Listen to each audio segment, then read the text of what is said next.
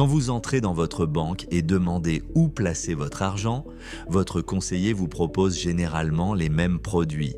Assurance vie maison, fonds gérés par la banque, placement avec des frais importants. Ce n'est pas parce que ce sont les meilleurs pour vous, c'est parce que ce sont les plus rentables pour eux.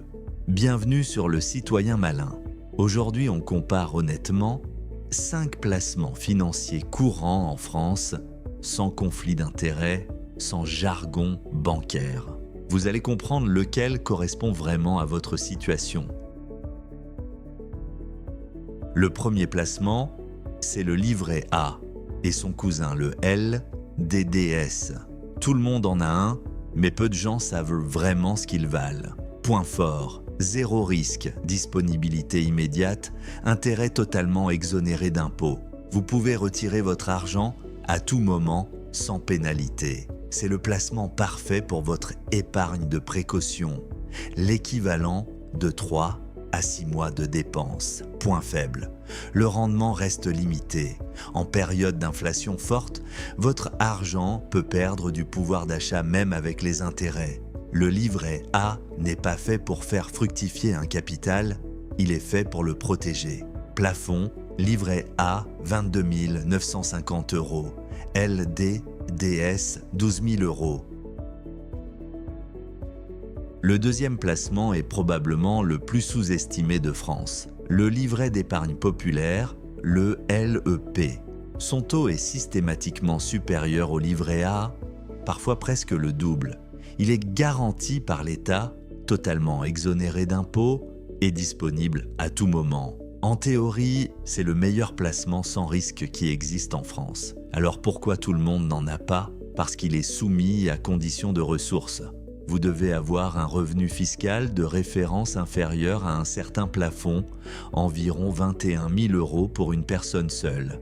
Si vous êtes éligible et que vous n'en avez pas encore, ouvrez-en un aujourd'hui, plafond 10 000 €. Le troisième placement est l'un des plus populaires en France et l'un des plus mal compris, l'assurance vie. Ce que votre banque ne vous dit pas toujours, il existe des frais d'entrée, des frais de gestion annuels et parfois des frais d'arbitrage. Sur certains contrats bancaires, ces frais peuvent amputer significativement votre rendement réel. La bonne nouvelle, il existe des assurances vie en ligne sans frais d'entrée. Chez Linksea, Boursorama, Fortuneo, les mêmes avantages fiscaux, mais sans les frais cachés. L'avantage fiscal majeur de l'assurance vie se déclenche après 8 ans de détention. Les plus-values sont alors quasi exonérées. C'est donc un placement à considérer sur le long terme pour la retraite ou la transmission de patrimoine. Le quatrième placement, et le plus puissant fiscalement, c'est le plan d'épargne en action, le PEA. Après 5 ans de détention, toutes vos plus-values boursières ne sont soumises qu'aux prélèvements sociaux, soit 17,2%. Sur un compte titres ordinaire, ce serait 30%. La différence sur 10 ou 20 ans peut représenter des dizaines de milliers d'euros. La contrainte. Vous ne pouvez investir que dans des actions européennes ou des fonds éligibles. Et tout retrait avant 5 ans entraîne la clôture du plan. C'est donc un placement à long terme, idéal pour la retraite. Rappel crucial. Ouvrez un PEA dès aujourd'hui, même avec 1 €. Vous faites démarrer le compteur des 5 ans immédiatement. Dans 5 ans, vous vous remercierez. Le cinquième placement, c'est le compte titres ordinaire. C'est le placement le plus libre, mais aussi le plus taxé. Avantage. Aucune limite de versement. Accès à tous les marchés mondiaux, retrait possible à tout moment sans pénalité. Vous pouvez investir dans des actions américaines, asiatiques, des matières premières, des ETF du monde entier. Inconvénient majeur, toutes vos plus-values sont soumises à la flat tax de 30%, impôt sur le revenu plus prélèvements sociaux. Il n'y a pas d'avantage fiscal comme le PEA ou l'assurance vie. Pour qui? Pour ceux qui ont déjà maxé leur PEA et leur assurance vie et souhaitent diversifier davantage. ou pour ceux qui veulent investir sur des marchés non couverts par le PEA. Maintenant, la question que tout le monde se pose, par où commencer?